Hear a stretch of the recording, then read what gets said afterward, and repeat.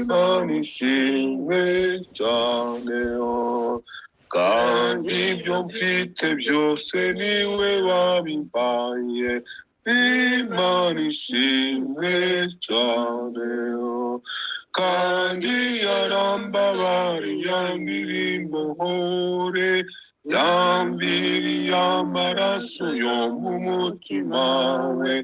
Nanezerewe cyane kuko yacunguye.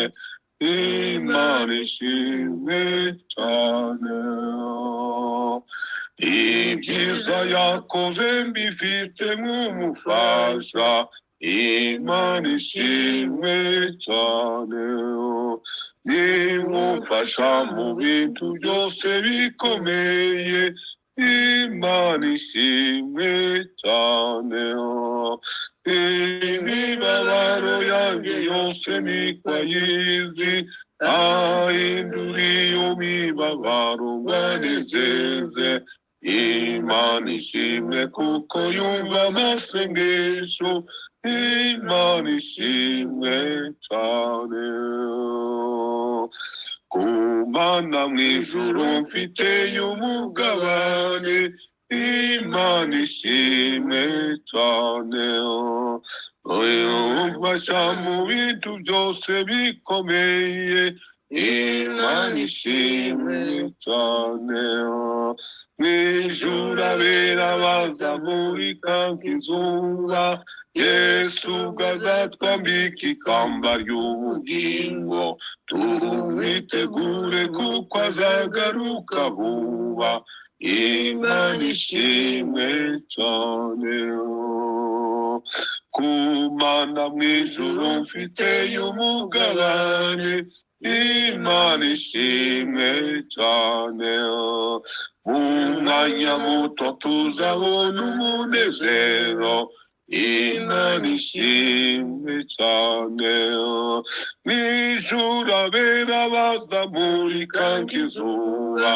Yesu ubwo azatwambika ikamba ry'ubugingo. Tumwitegure kuko azagaruka vuba.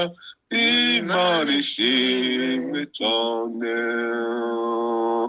Mema aliyotenda amenipatia. Mungu ashukuriwe. Bado kidogo tutaona shangwe kuu. Mungu ashukuriwe. Shida tabu zangu zote azijua. Kunipatia mema anazipindua. Sifa kwa Mungu kwani asikia dua. Mungu ashukuriwe. Nina urithi bora kwake huko juu. Mungu ashukuriwe. Bado kidogo tutaona shangwe kuu. Mungu ashukuriwe. Watakatifu watang'aa kama jua. Yesu atatuvika taji ya uzima. Tuwe tayari kwani atakuja hima. Mungu ashukuriwe. Watakatifu watang'aa kama jua. Yesu atatuvika taji ya uzima. Tuwe tayari kwani atakuja hima.